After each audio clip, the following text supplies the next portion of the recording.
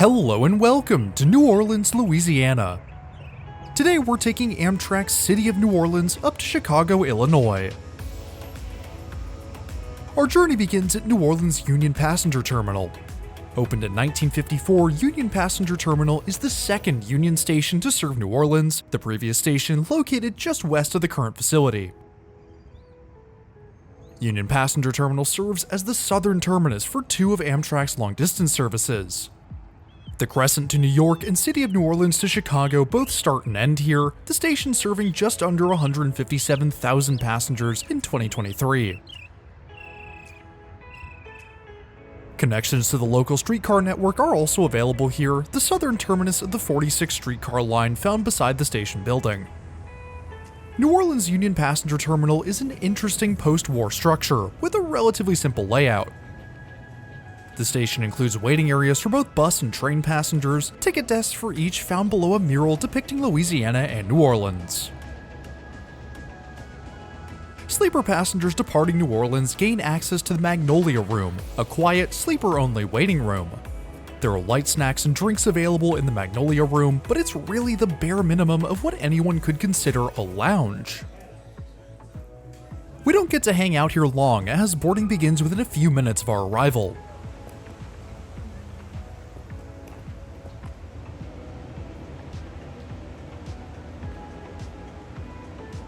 Union Passenger Terminal only has 4 platforms, Track 1 occupied by a mix of rolling stock, including one of Amtrak's Dash 8 locomotives. We'll be staying in car 5800, the lead sleeper on today's train. And for the first time, we'll be traveling in Room B, one of Amtrak's Superliner bedrooms.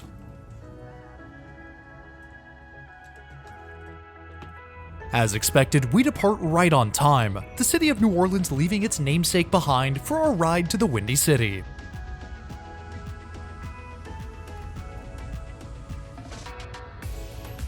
As we head out of New Orleans, let's take a look at our route north. Our journey begins heading northwest around the western shore of Lake Pontchartrain before leaving Louisiana for Mississippi. We follow I-55 north into Jackson, the tracks turning west to head through Yazoo City and Greenwood as the sun begins to set on day 1. Memphis is our last smoke stop on our first day and the first of 2 stops in Tennessee. We make a single overnight stop in Kentucky before flying through Illinois, arriving at Chicago's Union Station just before sunrise. We'll cover a total of 934 miles on our ride today, with a travel time of 19 hours and 30 minutes. Our departure from New Orleans is fairly unremarkable, our train slowing to a crawl to let our southbound sister train pass.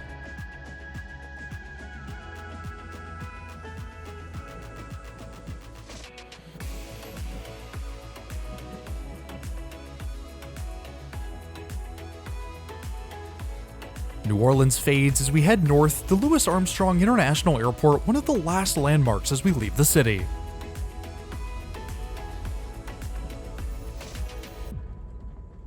Lake Pontchartrain is easily the most scenic part of the City of New Orleans route north.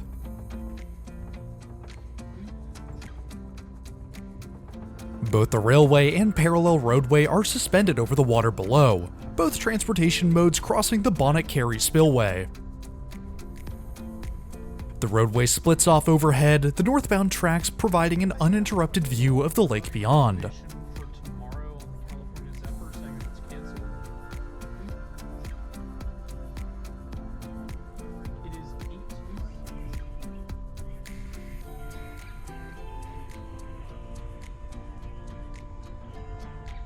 As the water turns to wetlands, it's time to head up to the lounge car for lunch. Due to track maintenance on the line north, we departed New Orleans 2 hours early, at 11:45 a.m. instead of the usual 1:45 p.m. Normally, passengers are offered dinner and breakfast on board, but our early departure has shifted us forward 1 meal. The City of New Orleans doesn't include a dining car, just a sightseer lounge. Normally, this would mean flexible dining for sleeper meals, but on the City of New Orleans, not even flex dining is offered anymore. Instead, passengers are allowed to pick and choose from the regular cafe car menu. The cafe car menu has seen a relatively recent refresh, which means you can make some quite delicious and filling meals with the items at hand. For lunch today, I decided to try out the new vegetarian options on board, selecting the Asian noodle bowl and barbecue burger for lunch, plus a coffee and orange juice to drink. This version of the noodle bowl is a little bit different than the one we had on the Coast Starlight. The Asian-style noodles are thinner and lighter, with a few more veggies and a soy-based sauce instead of the sweeter vinegar sauce we had last time. I much prefer this version as it's not nearly as sweet. The barbecue veggie burger is fine. It's a typical Impossible burger with a bit of barbecue sauce on a fairly decent looking bun. Would I pay for it myself? Probably not, but it's nice to try it out at least once. I also grabbed a bag of chips and a brownie to snack on later. Sleeper passengers are pretty much allowed free reign when it comes to choosing their meals, so if you really want to order the entire menu, you probably can. Jackson, Mississippi is our first smoke stop heading north. The capital of Mississippi, Jackson is the largest city in the state, the metro area home to a little under 146,000 residents. Both the Mississippi Capitol Building and the Lamar Life Building, Jackson's first skyscraper, are visible from the north and south ends of the platform respectively. Jackson is also our first real chance to take a look at the full City of New Orleans consist. Hauling us to Chicago today is Amtrak P42 DC number 135. Behind the locomotive are 4 coach cars, one of which bears Amtrak's Winter Park Express livery. Behind the coaches is the Sightseer Lounge car. While there's no dining car on board, at least passengers still have somewhere to sit and relax outside of their assigned seats. At the rear of the train are the 2 sleepers. The first is ours, a traditional Superliner 1, the rear car one of Amtrak's transition dorm cars.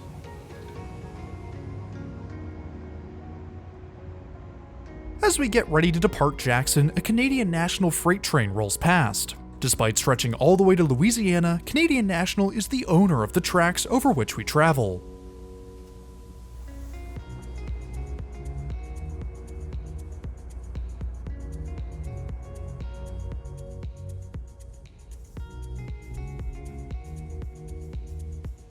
Time to take a tour of our wonderful Amtrak bedroom. The bedroom is the larger of the 2 traditional sleeping accommodations offered on sleeper trains. At 6.5 feet wide by 7.5 feet long, or 200 by 230 centimeters, the bedroom is a little over twice as big as the roomette. With 2 full-size beds and an armchair, the bedroom can accommodate up to 3 passengers, sleeping 2 in the lower double bed and 1 in the top bunk. We'll take a look at the sleeping arrangements later in the journey. Almost all of Amtrak's Superliner sleepers have received the long-distance refresh, which includes new leather upholstery, carpet, curtains, and LED lights. As a Superliner 1, we also get the benefit of the early 2000s interior remodel, which includes nicer bathrooms and a warm wood veneer throughout the car. In their daytime configuration, bedrooms include a full-width sofa on one side and an armchair on the other. The new long-distance upholstery includes a quilted leather headrest and a 2-tone gray leather seat cover. The upholstery upgrades mean the seats are much more comfortable for extended journeys and feel a lot better than the aging fabric of the previous generation. On the window side of the sofa is a reading light, temperature adjustments, and the first of 3 outlets in each bedroom. The door side includes the room's announcement volume controls, master light switch, and attendant call button. The single chair opposing the couch is interesting. It received a slight facelift with a new cover, however Amtrak neglected to redo the armrests, leaving the blue fabric instead. Above the solo chair is a reading light and a tiny bit of storage.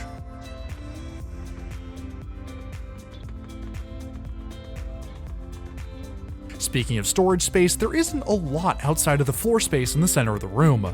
The only enclosed storage is a small closet found by the door, but it's only really meant for coats.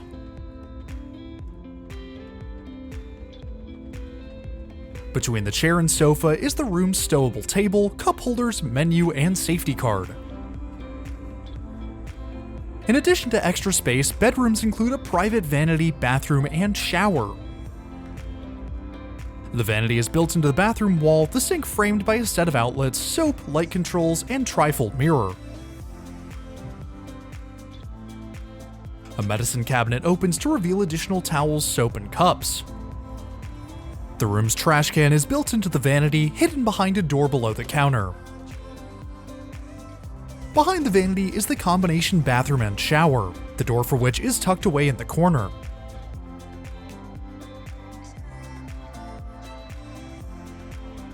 The small facility includes a toilet front and center with a flexible shower head mounted on the wall. The refreshed facility includes a nicer shower setup, though the cramped quarters make taking a shower quite difficult, especially for taller individuals.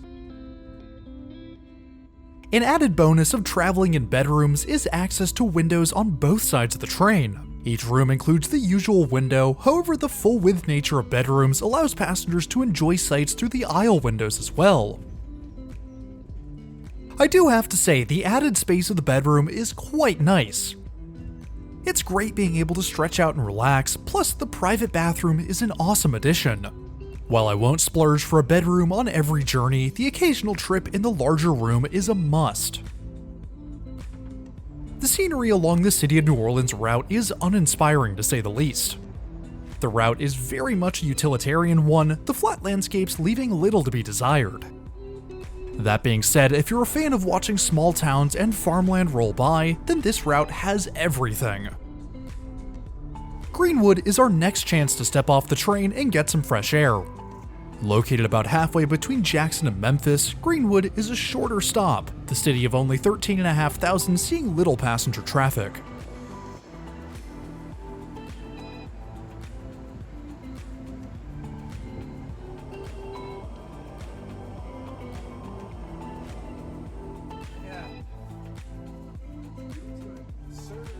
While we're downstairs in our car, we can see what else our Superliner has to offer. The lower level includes 4 of the 14 roomettes and the single accessible and family bedrooms. Roomettes are the smallest sleeping accommodation on Amtrak at 3.5 by 6.5 feet or 100 by 200 centimeters. During the day, roomettes offer comfortable lounge chairs and a large window to enjoy the sights. Storage space is minimal, as to be expected in a smaller room, with luggage racks for larger bags found in the hall on the lower level. At night, roomettes sleep 2 passengers, with one in the lower bunk formed of the seats and one in the upper which folds down from the ceiling. On Superliners, both roomettes and family bedrooms do not include ensuite bathrooms. Instead, communal facilities are found throughout the car, with 1 upstairs and 3 downstairs. Each bathroom is quite clean. In one corner is the sink, the toilet adjacent, and the trash can opposite the vanity. The toilet has been angled towards the door, allowing for a much more efficient use of space in these small quarters. These bathrooms are a byproduct of the early 2000s refresh of the Superliner 1 fleet and are a huge step up from the much rougher Superliner 2s. Also found downstairs is the communal shower. The shower room is divided into 2 spaces, a changing area and the shower stall, the 2 separated by a frosted glass shower door. The dry side includes plenty of space for changing, the shower large with easily adjustable temperature controls and high water pressure. While it's no hotel shower, it's pretty nice for a train. Returning to our bedroom, dinner is delivered. For dinner today, I went with the Greek salad for some fresh veggies, the white cheddar mac and cheese as a main, and a butter cake for dessert. As with all other sleeper trains, sleeper passengers are allowed 1 alcoholic beverage for dinner, and I of course went with a rum and coke. I also snagged a bag of pretzels for later. The Greek salad is a massive portion, and really could have been counted as a main course itself. The mac and cheese is, as always, creamy and wonderful, the butter cake a delicious way to wrap up our second and final meal on board. As we dine, the sun sinks towards the horizon, the sky alight with a stunning orange glow.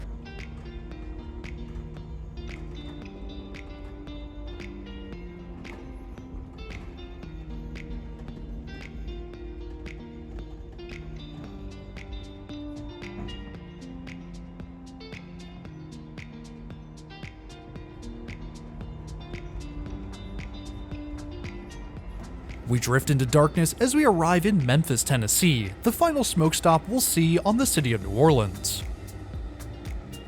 We arrived here around 5 minutes early, leaving us with plenty of time to wander the platform and appreciate our train.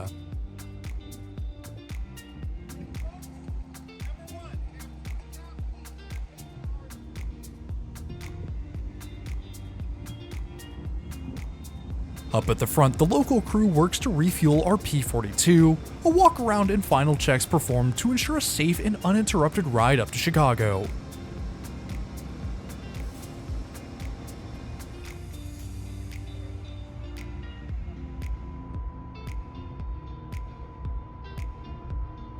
Departing Memphis, the tracks head out toward the Mississippi River, passing by a true Memphis icon, the Memphis Pyramid.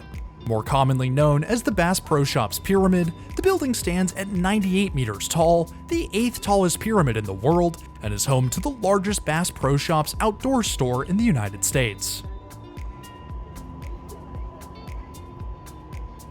Leaving Memphis, our sleeper attendant comes through to convert our room into our bed for the night. The beds are, in my opinion, the best aspect of the bedroom. The lower double bed is massive, and as a solo traveler, I can really stretch out and sleep how I want. That being said, it's actually a few inches shorter than a roomette bed, 6'3" versus 6'6", or 190 centimeters versus 200 centimeters. Combine that with the armrest jutting out from the wall, and I really don't fit lengthwise. At 6'3", I found I have to sleep either diagonally or hang my feet off the end of the bed to sleep best. Folding down the upper bunk, we see the bedroom in its full night layout.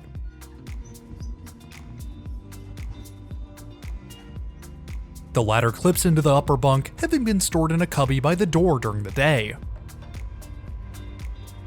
The upper bunk is 4 inches wider than a roomette's, and it's plenty comfortable. With the lower bed open, using the sink and getting out of the room becomes quite difficult. The bed leaves only a few inches between itself and the vanity, so be prepared to either straddle the corner or step on the bed while moving through the area. Now, that's really a small thing to worry about when considering the absolutely massive bed we're provided, and getting under the covers, it's time for lights out.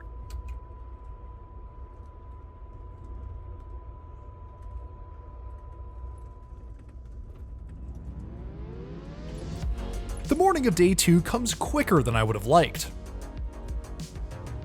It's still pitch black outside, the sun not set to rise for another hour. We're scheduled to arrive at 7:15 a.m., but according to our sleeper attendant, we'll actually be pulling into Union Station 45 minutes early at 6:30 a.m. Now, you figure Amtrak would let passengers stay on the train until 7:15, seeing as Chicago is the terminus for the city of New Orleans. But no, we're told that we'll have to disembark like we would normally upon our arrival. The South Chicago neighborhoods fly past in a flurry of lights as we charge north, our train soon slowing for its backing maneuver into Chicago.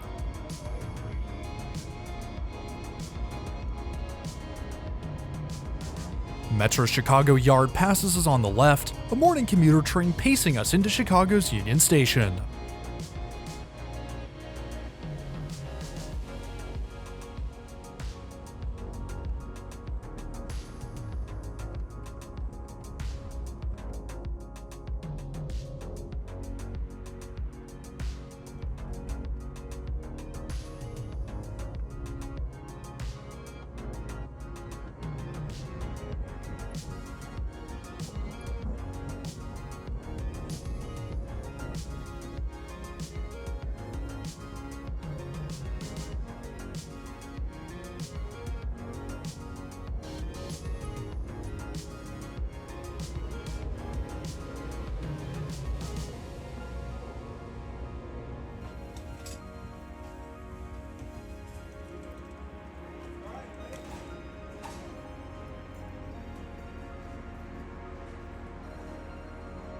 With one final look at our train, we can head inside Union Station, where we'll bring today's video to a close. If you're new around here, I would really appreciate it if you hit that subscribe button down below. It's totally free, and it really helps support the channel. I want to give a huge shout out and thank you to my loyal patrons and members.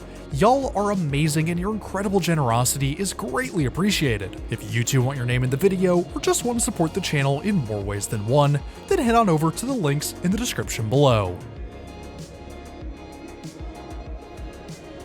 But anyways, that's all I have for today. Thanks for riding with me, and I'll see you in the next one.